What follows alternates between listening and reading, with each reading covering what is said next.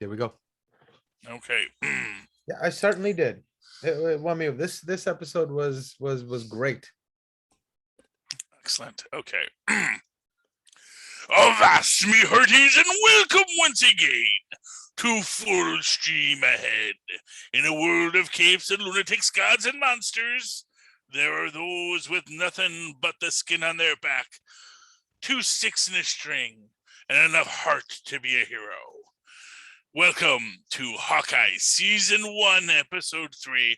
I am your captain, Charlie, the Professor Esser, and with me as always is me first mate and skinny rich friend. It's Mozz. Welcome, Mozz. Oh my goodness. You had to go through 2 episodes to get here, but we got here. Yeah, man. And welcome to Echoes. After escaping a new threat, Clint and Kate join forces against an expanding criminal conspiracy. The executive story editor on this one is Katrina Mathewson. Tanner Breen is also an executive story editor. Let's see here. We got Bertie is our director. Oh, actually, okay. So as Bert and Bertie, so Right. I think there's 2 directors. 2 directors, Bert and Bertie. Okay. As you said, this was written by Katrina Mathewson and Tanner Bean as our written by credits. Credited for television by Jonathan Igala Stanley Donheck. They get that Hawkeye created by credit. Tanner Bean, Katrina Mathewson, of course, are story editors. And the head writer, there's on top of it all, is Jonathan Igla. And our staff writer, hardest working woman in show business, Heather Quinn. And yeah, this is a fun episode. Although it has been pointed out that there is a long period of time that passes between when they're captured at night and then when we come to them in the morning, where basically, and it's kind of it's interesting because at the end of last episode, we end and it seems like Echo is all ready for them. And in this episode, we get, basically it's been several hours. They're on the little ride of ponies, and that's that. But before this, we get our flashbacks for Echo's flashbacks, Echo's origin story. We know previously we got to see little baby Katie go from the Battle of New York to her modern day juvenile delinquency and vigilantism. And we get to see the similar growth of Maya here as a little deaf girl missing a leg, but ready to kick some butt. And I liked that. Anyway, you know what? I don't want to talk too much because Mozz, I think you have stuff to say. No, I mean, I this episode really won me over. It felt like a Marvel property, finally. Mm-hmm. Right? Everything seemed like it had consequences. Things weighed something, and everybody brought their best. That car chase scene is so insanely fun. Insanely fun. It is. And even towards the end, they brought me around on Kate. That moment there at the end with her and Clint, where he can't hear, and she recognizes and helps him out. I don't know, that she won me over in that moment, and I think the show did as well. I mean, it's a well-built show. It's well structured. What I will say is, like, one of and I really want to dive into a little bit of the pre-Maya backstory. Okay. Because there is this aspect, because we do see, because of course we see Uncle. The actress playing her, is she actually deaf? She's actually deaf. She is actually missing a foot. Oh wow. Or has a foot attached. CGI. No. That's actually that Right. she actually does, because the comic book character is just deaf. She has both her feet. But they had a Ah. really great actress who was deaf, but she also was missing a foot. So we'll Oh, make that's that so part of the cool. story. Yeah, and honestly, it makes for one of my favorite scenes in this when Hawkeye goes to hit her shin with the hockey stick, and Yeah. it's like that's my metal shin, Yeah. Good luck. Yeah, it's like I'm sure when people like hit Wolverine's shins, it's like, no, that's adamantium. That doesn't cause problems for me. Oh, actually, Wolverine would still feel a lot of pain of that. Yeah. Because he would be having his skin smashed against his adamantium bones. Although the thought here also is, how like these Muay Thai fighters, they condition their shins by just repeated trauma, causing little micro fractures that heal over. So I wonder if that's either even possible with Wolverine, that it would heal too quickly, or B, that if it does form callous tissue or whatever, would those nerves actually ever die to the point where they can't feel pain anymore? Or would his healing factor be so great that you would never be able to dead those nerves? Well, at least within the X-Men universe one, and I think this has been made true of the comics, with his constant popping out of the claws, which is that question, does it hurt? He says yes every single time.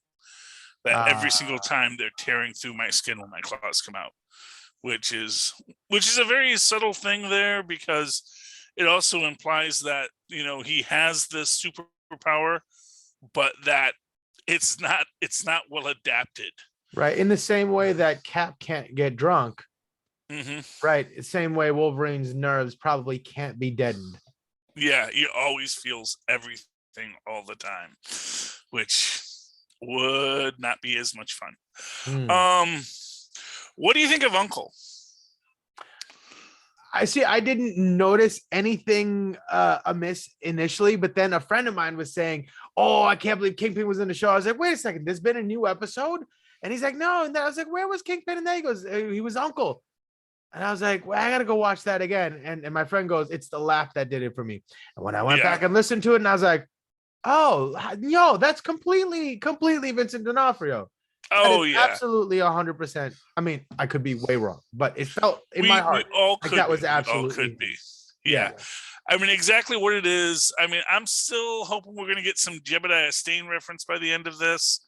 That, like, yes, they were after the watch, but not because Kingpin wanted the watch. Some other big bad wanted the watch. There's actually going to be multiple big bads in this. But one of the things that really strikes me in this, and it's a little ambiguous, but when we see Ronin killing the Tracksuit Mafia, and specifically Maya's dad, if you look, and if you go back and watch the earlier episodes, there is gold trim on the Ronin outfit. So when Grills is wearing it, it's a very comic accurate. It's got the gold embroidery on it. There's all this gold on it. Everyone says, oh, it's a black hood, black leather jumpsuit, black hood. But actually, when we see Ronin fighting in that one scene, there's no gold on his outfit, which actually makes me think that's not Ronin. That is someone taking out the Tracksuit Mafia expressly to, essentially restructure the gang and to blame the violence on Ronin. Well, I mean, it is interesting. Somebody had the suit that was auctioning it off, right?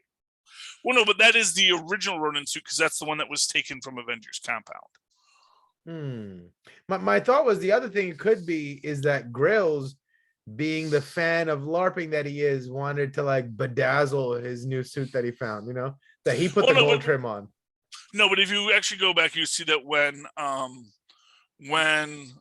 Kate first puts it on, it has the gold on it. Oh, fair enough. Okay. All right. And maybe one of those, like, what was it, gold dress, blue dress, or white dress? Oh, fair enough. Yeah. Kind of things where how the light hits it, you see it or you don't see it. And so it could still be that. And he does say that Ronin did come back and take out upper management of the tracksuits. But this is actually one of the things that I find most interesting about that. when we see the original Tracksuit Mafia, they're all Latin American indigenous peoples. They're all Mm. you know Latinx, indigenous American um group. Now they're all Russian, and that racial shifting in a street gang seems manufactured. That someone wanted this group to not be a Hispanic gang anymore and now move it to a Russian gang. Or Russians are out here pretending to be the tracksuit mafia. But that's the weird thing though. The tracksuits is a Russian thing. Yeah. So Well, like I think what it is they tried to weave Maya's story into the tracksuits. So like in the comics, the tracksuits, yes, they are a Russian gang. And so they have the Russian gang here. And actually, I think one of my favorite villains is in this that we don't realize yet. And I think that the big guy in the black tracksuit, I think that's supposed to be Mad Mountain Marco.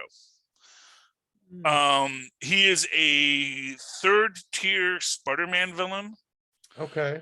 But he's basically just a big guy hopped up on, whatever super soldier steroids they got. Gotcha. Because he was always a big guy, but then when the superheroes came up, he had to keep on upping his game. But he can never actually get to that point where he's as strong as the super types. So It's an interesting thing. But I do think it's just my own fan theory. I think he's supposed to be Mad Mountain Marco. And I do think, as was stated recently by Kevin Feige, that Charlie Cox is coming back as Daredevil. I think we may get him in this. I think we may get Poindexter in this. I think that was Bullseye. Poindexter, that was the cop in Jessica Jones, right? Right. No, the Poindexter was the cop in the last season of Daredevil. Bullseye. Who was the cop? Friday or something. His name was like from Jessica Jones, the one who took the serum. Oh no, that was based off of Nuke's character. I'm trying to remember his name now. And actually, it was Simpson. Simpson, that's right. Simpson. Though they actually didn't make him the Nuke Simpson; they made him his brother. So they always played a little light with it. But I'm thinking actually and we know that Dexter had an association with Kingpin. Dexter, who became Bullseye and all that kind of stuff, and then dressed as a superhero to utilize that character's image to commit the crimes that Kingpin wanted him to commit. And that's the idea here. And so I think that parallel is very strong here. That Ronan didn't kill Maya's dad, but that actually the Kingpin had him killed, set him up to be killed. And it was probably Bullseye that was sent in dressed as Ronan. Right. I can see Kingpin finding that very useful. If they put on this suit, nobody will think it's me. Well, it's the idea that, and if you also think about post-blip, we don't know. So as an example, we don't even know if Kingpin got blipped. So it may have been Kingpin got blipped and then someone else took over his operations. Maybe his wife came in, and then or some other person get this Russian mob influence into it, and then they were the ones that used a Bullseye for this, or some other structure. We don't know exactly what was done yet, but that's the question. But I also kind of like it being Clint that did it. Yeah. I mean, there's something about that I like too.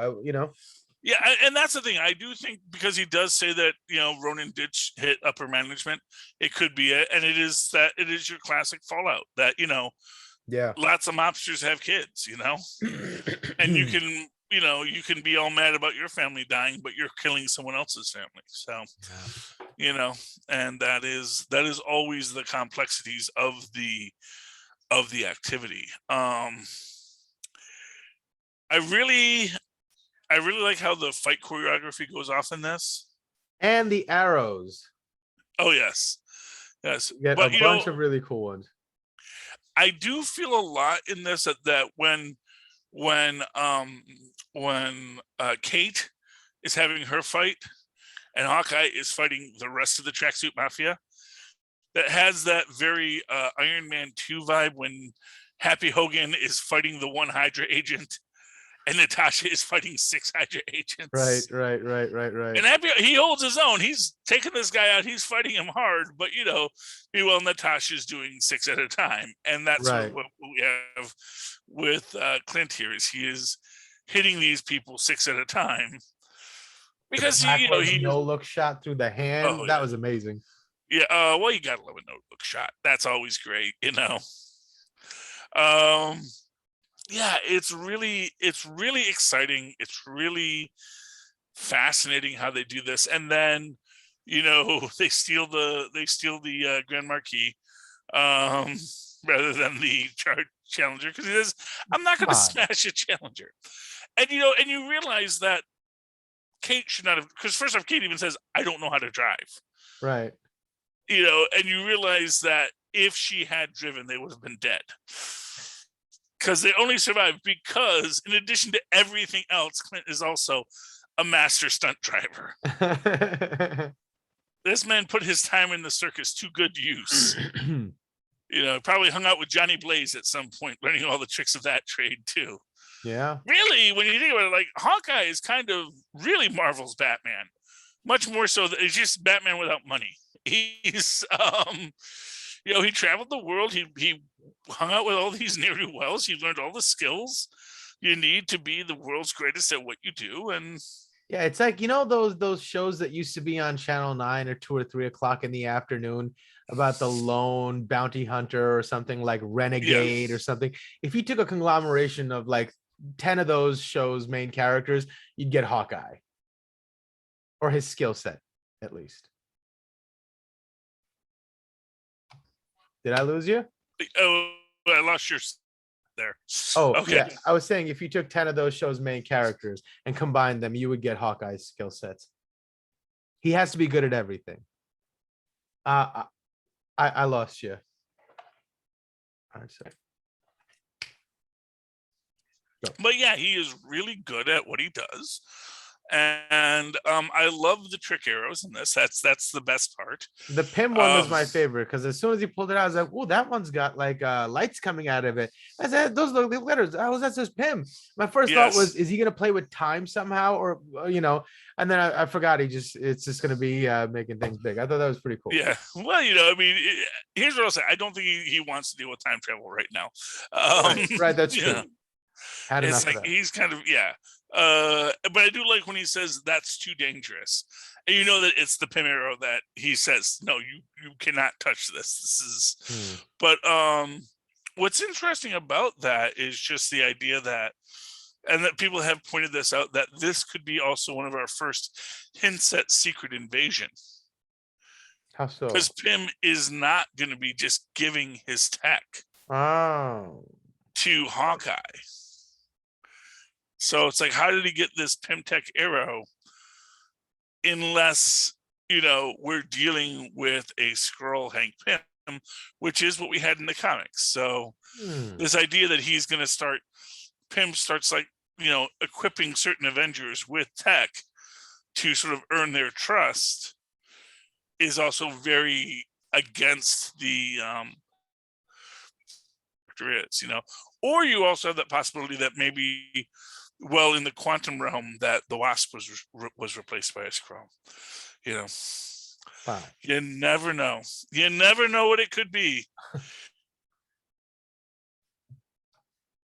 Yeah. And that was the one that went to the quantum realm. There's so many things. That's the thing about Secret Invasion. It can go so many levels deep. But wow. Yeah, the Pym tech arrow is great. I like the putty arrow. I thought that was one of my favorites because it is a classic. It started delving into the realm of just like Benny Hill, a little bit.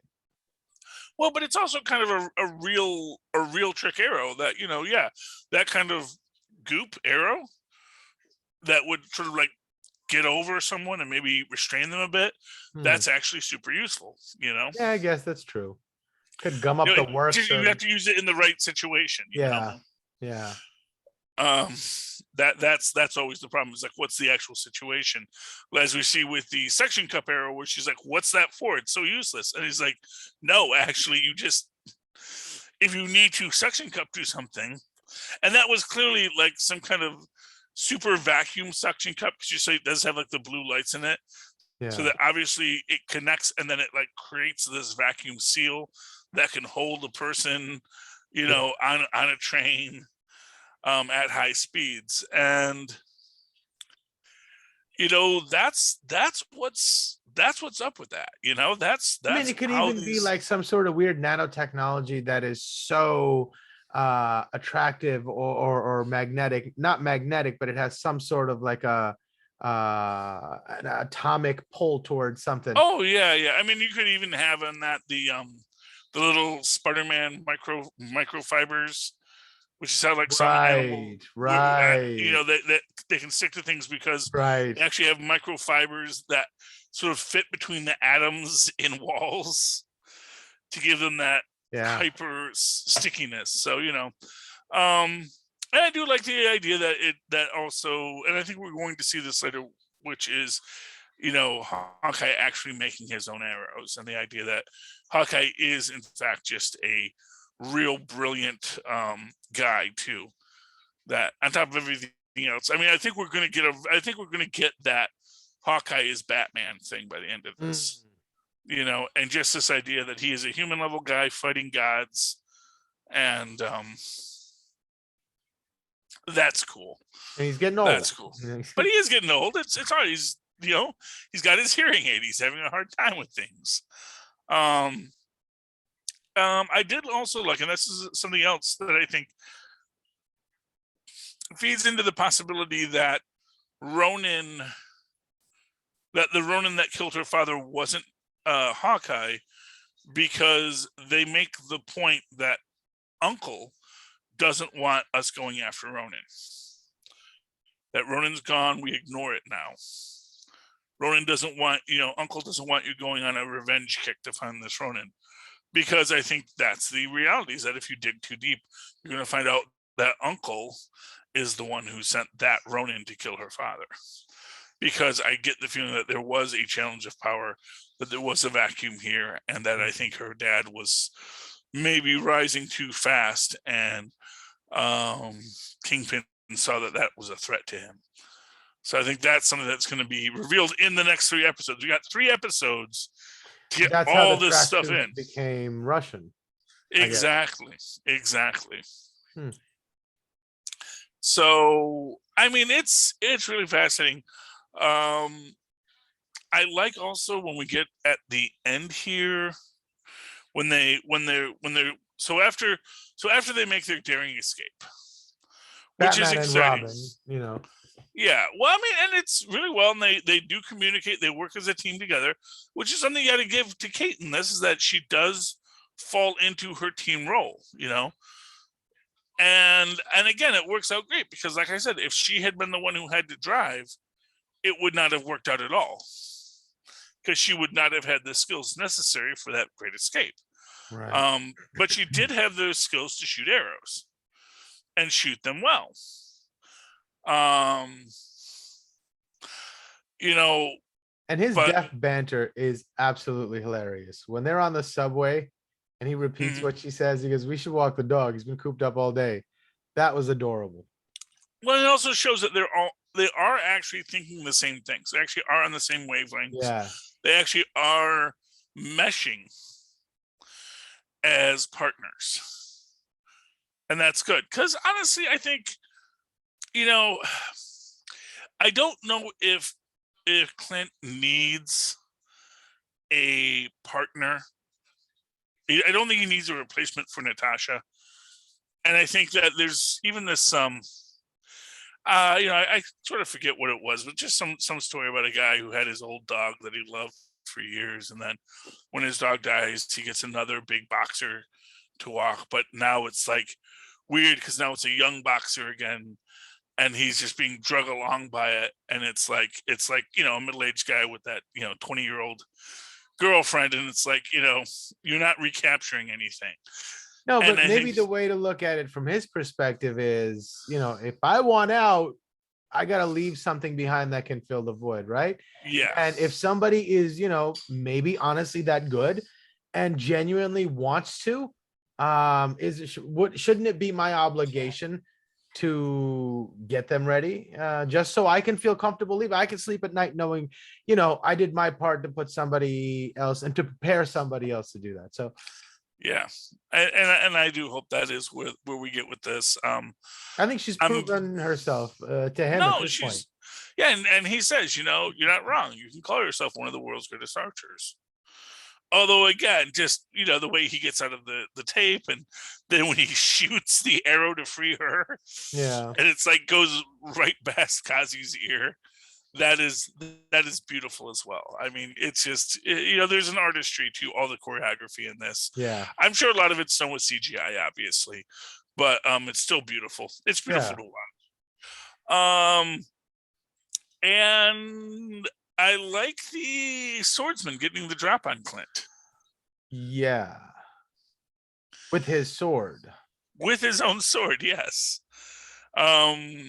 Which is an interesting turn of events, I think. Both that the swordsman does have the skills to get the drop on Clint. Now, this is making me feel like I hope he's not a bad guy. Like, I feel like he's not a bad guy. I don't want him to end up being the bad guy. No, I don't think he is. And I think he is. Let's put it this way. I think he's a bad guy. Oh, I don't think he's the bad guy. right on. Fair enough. Fair, because I'm starting to like the guy. I think he's cool. Yeah, I think he is. He is a classic mid-tier villain. Right. He might even lead a gang at some point, but it was actually. If you ever listen to, this is a fun podcast if you're interested in it. It's the Wastelanders Hawkeye. And it's like set in that Old Man Logan universe. Oh. But it's like this is what Hawkeye is doing in this current iteration of this universe. And there's this great scene with Fred Dukes, who was the Blob, and Maynard, I forget his last name, but the ringmaster of the Circus of Crime, the hypnotist. And they're talking about we weren't Zemo, we weren't Doom, we weren't these grand super villains, we were criminals who did a job. And that we were very good at it, and maybe we had a gang, or maybe we did these things, but none of us were ever trying to take over the world. None of us were ever trying to do that. That's not who we are. We are just circus performers, basically. And that is that it's a really good, it's on Stitcher, it is free with ads, and highly recommend it to anyone that is interested in the Old Man series. That's actually they did Old Man Star-Lord in it, and they just did Old Man Hawkeye. I think they're going to do an Old Man Black Widow soon. Yeah, so there's a lot of interesting things in that Old Man universe. They didn't do an Old Man Logan. They did 2 Logan series on Stitcher called the Marvels, and then they did a Marvels that was the 1960s Marvels, and it was just Fantastic Four and Spider-Man. Wow. And it's done from the perspective of all these characters sort of meeting up in their day-to-day life, and there's this question of this conspiracy about did Reed Richards fake the Galactus attack? That's really fun. And then now they're doing the Old Man series. They did Old Man Star-Lord first, which was really enjoyable, and now they're doing Old Man Hawkeye. So I really like the Wastelanders podcasts on Stitcher. So highly recommend it to anyone that's interested. Yeah. If you got time to listen to podcasts, it's a good way to spend your time. Just brilliantly acted, all of it, and it's just a lot of fun. So yeah. It's also interesting that when they look into Kazi, he's actually an employee or a client of Bishop Security.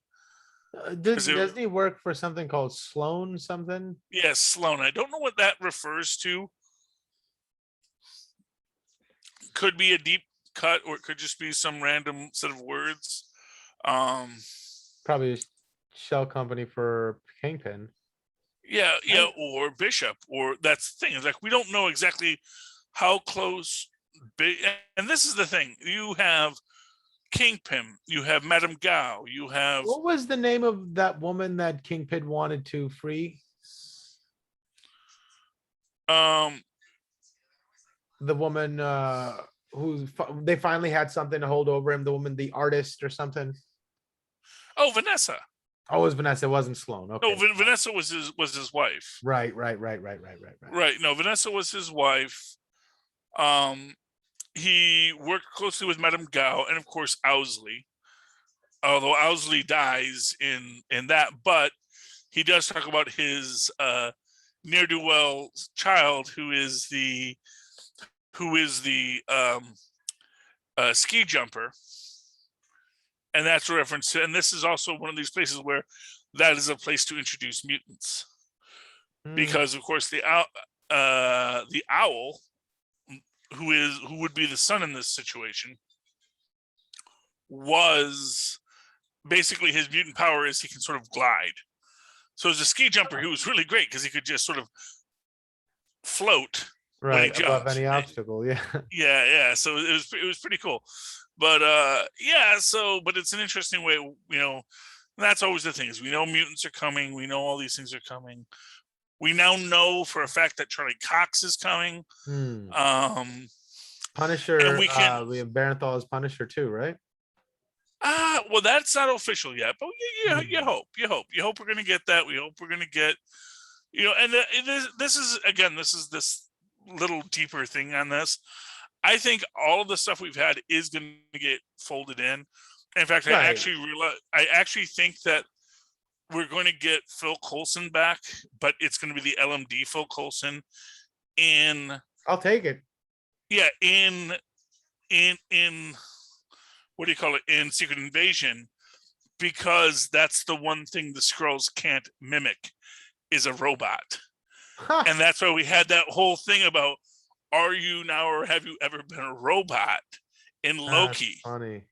Because it's like, that's the one thing, like all organic things we can deal with, but if you're a robot, that's like this one thing that's going to be this thing that can't be replicated or duplicated. Wow. By an organic creature. That robots are always robots, organic creatures are always organic creatures. So it's interesting what we might get there, I wonder what it's going to mean for Spider-Man. Is there anything happening here that could have relevance in the movie? Well, I mean, here's what I'll tell you. I will guarantee you we'll probably get it. Anything we get in this. So here's what I'm going to tell you. They're going to let something out in a Marvel branded property before they let it out in a Sony property. So like, when you're waiting for, so like if you're going to get Daredevil in No Way Home, you're going to get him first in Hawkeye. Or you're going to get Kingpin in Hawkeye, or you're going to get those things, and of course that comes out like next week. But there are 2 episodes between now and then, so we could get like a couple of interesting little things that when they show up in the Sony property, it's been like, well, this came out first. Yeah, I can't wait. I'm going to go see it on that Thursday at 3 p.m. Well, good for you. That's the only time where I had tickets. Everything else, that's crazy. I got to find a place to get tickets for it. I still haven't gotten them yet because I'm reviewing it on the 19th. If you want to join in on that, on the Spider-Cast, that is something that I'm sure Phil would love to get your thoughts on it. Yeah, I hope it's good. I don't know. I'm sure it will be. I do not expect to be disappointed. It's going to have Doc Ock in it. Yeah, it's 2.5 hours. It's going to be a long one. I can't wait. Yeah, it's going to set up a lot of stuff. But anyway, so this was this movie. This was this show. I thought it was really good. Yeah. I really think that the story is coalescing nicely. I think that they have established enough of everybody's backstory now that as we move forward, it's only going to get more interesting over the next 3 episodes. And I think it's going to be interesting if we never get a big bad. That it just sort of gets to a point where we have some arcs and some movements, but we're never going to actually ever see what the real threat was, because that's for later. Fair enough. That from Clint's perspective, it's all about burying Ronin and possibly even passing on the Ronin identity to Maya. And that's going to be because she does wear the Ronin costume for a bit in the comics. That if she realizes that it wasn't Hawkeye who killed her, right? But that seems like a really weird stretch for her to like don the costume of the person who killed her father, unless it wasn't actually that. If it was only someone pretending to be Ronin. Either way, that's the costume they wore when they did it. That's like yeah. Well, again, but like I said, it's not the costume because I don't think there was the gold, the gold in the costume that whoever was doing it was killing with. So that's where it gets a little more complex. Yeah. It's like, was it someone just pretending to be Ronin expressly to use the myth of the Ronin to silence people, and then it's like the Dread Pirate Roberts, And then she becomes the new Dread Pirate Roberts, and she is the new Ronin, and she is gonna take some names and team up with Daredevil, because they actually have something that they work out together. Because of course she is deaf and he is blind, and yada yada yada. It's interesting. I'm wondering if we're going to get Taskmaster in this at some point. Because of course Echo is supposed to have Taskmaster like powers, right? And within all this structure, again, that would be a reason for the Russian mob to be suddenly coming into this. If after not Kingpin himself, well, it could, and again, that's where it comes down to if Kingpin was blepped, if Kingpin got blepped. And then because remember, after Black Widow, you have her mom, who is really a powerhouse. You have her dad, who is a super soldier. And this idea of building up this power base by taking out the Ronin, by using the Ronin to take out people using Taskmaster as an assassin, to fight like Ronin. It's an interesting thing. You could spin that narrative into this too, if this ties back to that, especially because we are supposed to get Yelena Belova in this. Right. That's right. So there could be a lot more going on. We've got a lot to do in the next 3 episodes. But if people are going to do that and they would like to talk to you about that, Mozz, how could they possibly find you? Well, they can email me at mozzmanzoor@gmail.com or find me on Facebook under Mozz Manzoor. That's MOZZMANZOOR. Wonderful. And just give me 1 second, because I'm looking for all that information. Because I saved it somewhere on my desktop, and now I can't find it anywhere. link.tr.e. Yeah. Because I thought I had it / something. Yeah.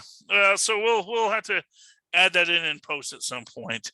But hey, kids, if you want to write to me in the old-fashioned email way, the way our mothers and fathers once did. Oh, and of course, first off, if you go to linktr.ee / Capes and Lunatics, that's where you can find our Patreon. That's where you can find our links. You can find the phone number to call, which I don't remember. But if you do all that, you can support us on Patreon, because as Phil will be the first person to tell us, we're on our own now. We're lost in the wilderness. It is only Phil Podcast Parrish keeping this whole adventure alive. And hopefully we will continue to do that. Why don't you all write to me in that old-fashioned email way where our mothers and fathers once did, at superconnectivityblog@gmail.com. That's superconnectivityblog, all one word, at gmail.com. Of course, follow me on Twitter, as I like to tweet things when I feel like it, at Charlie Esser. That's CharlieEsser. Look for the 2 E's in the middle. For quality. Bing. Thank you, Mozz. Avast ye, ye filthy landlubbers. You come to the end of another adventure with me and me Mozz as we sail the briny Sargassus that is streaming content. Join us once again next week as we once again sail full stream ahead. Arr. All right, Mozzie, thank you for doing this with me. You got it. And I will talk to